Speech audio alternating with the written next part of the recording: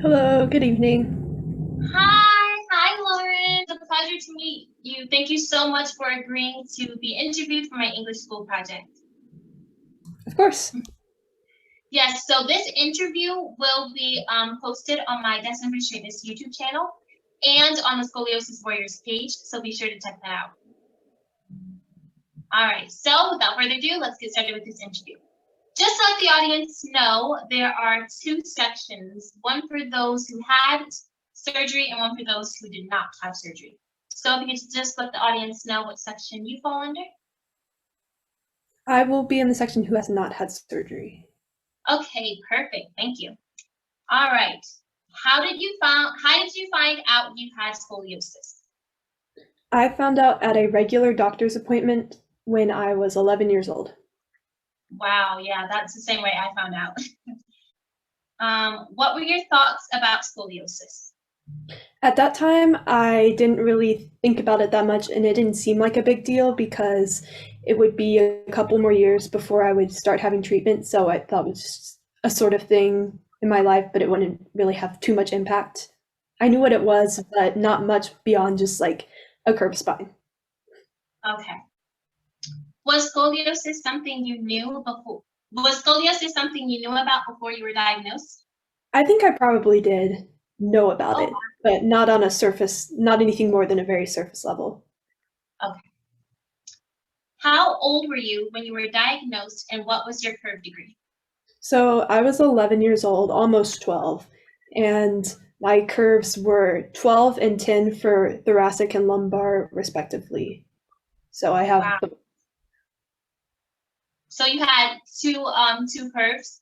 yes, my lumbar was smaller, my thoracic was bigger, and it still is. Wow. Okay. Was your curve considered mild, moderate, or severe? So at the time of diagnosis, it was very mild since it was barely, what would be considered scoliosis, but it has progressed to the point where it would be considered, I think, moderately severe. Okay. Wow. What did your first step of reducing your curve look like? I was prescribed a Boston TLSO brace when my curves progressed to 23 and 16 degrees for thoracic and lumbar, respectively, and this was when I was 13 years old. Wow. Are you in pain?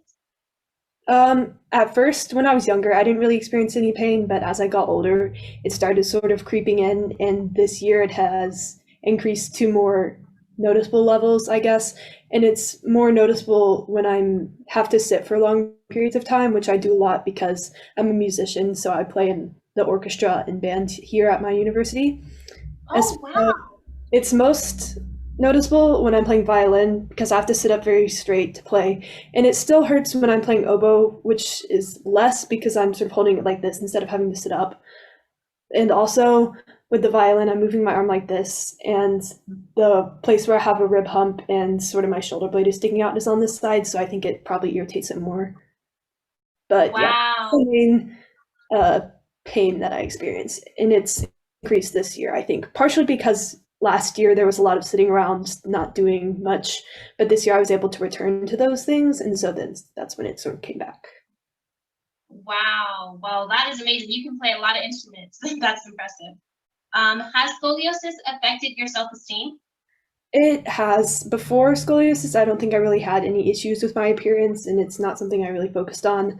But as it's gotten worse and it's affected the symmetry of my body sometimes, when I see that, it does make me feel bad.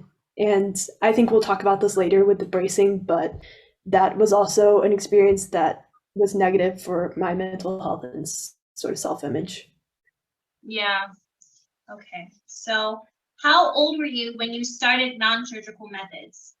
So I was 13 when I was prescribed the brace, and I wore it for approximately a year before I reached, I guess, Risser 4 and or Ricer, I don't know. And they said I was done growing and there wasn't going to be a point in wearing it. So 13 to 14 was that. And I haven't done anything else yet. I have an appointment in a few weeks to sort of see what my next steps will be because it has gotten worse lately, according to what I've been able to figure out. But that's all I've done so far. Okay. What treatment methods have you done since your diagnosis? So, like I said, bracing was the only one that I've done. I wore it for a year. I think I had to wear it for 18 hours a day, which is, I guess, better than some people 23 hours. But that's what I've done. Okay. Yeah, I actually wear a brace too, so I get that. What were the pros and cons of the treatment methods you've chosen? I did something a couple weeks ago where I analyzed my medical records because I had gotten access to the files from all, I don't know, 7 or 8 years, which I went to an orthopedist.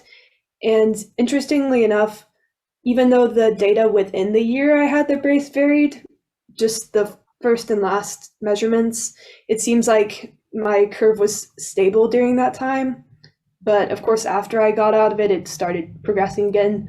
So I guess there's reason to think that if I hadn't had it, it would have gotten a lot worse during that time. And so it would probably be a lot worse now. And it probably would have progressed a lot faster during that year because it was progressing faster back then.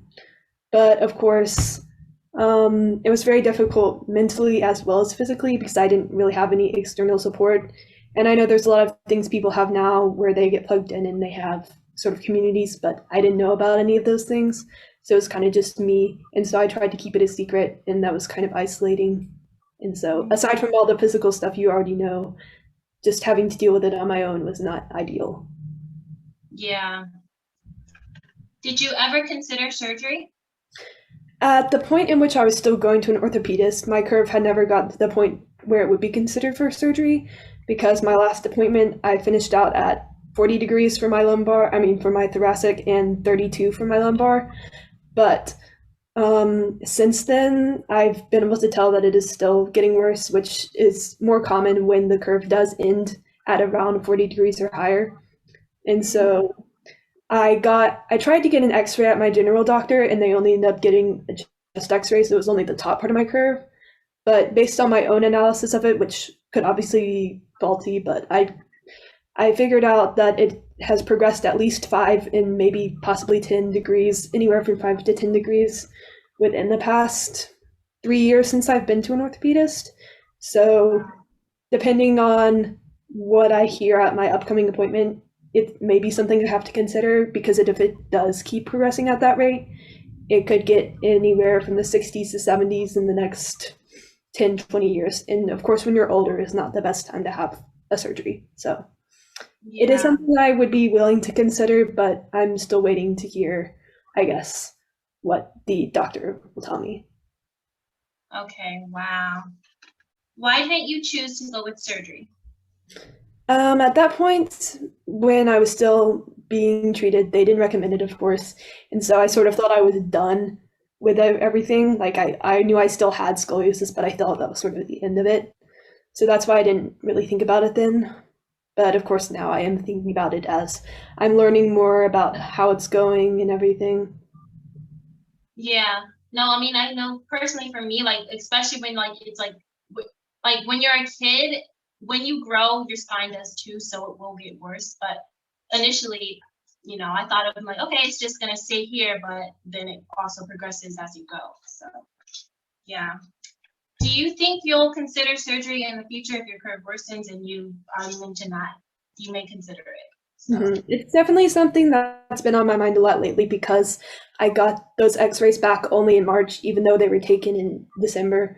So it sort of all came upon me really fast, the realization, because I got a report from the doctor where he was just sort of estimating. He wasn't really sure what the curve was, but his estimation was already higher than what it used to be. And then my own analysis was the same or higher than that. So it's been sort of new to me to think about the possibility of having surgery. So everything I've learned about it has really only come within the past couple months, which has been a bit stressful because everyone has such a wide range of experiences. Some people it goes great for them, some people it does not go so great. So it's like, And when I heard about it when I was younger, it sort of came across as this, oh, you have the surgery and then you're better sort of kind of thing.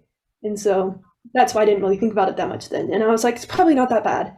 But then as I got older, I was like, okay, so they didn't tell me a lot of things. So I'm a bit conflicted about it. So that's kind of where I'm at. okay. How has your lifestyle changed since your diagnosis? In most ways, aside from when I was having the brace, I don't think it's held me back in any particular way.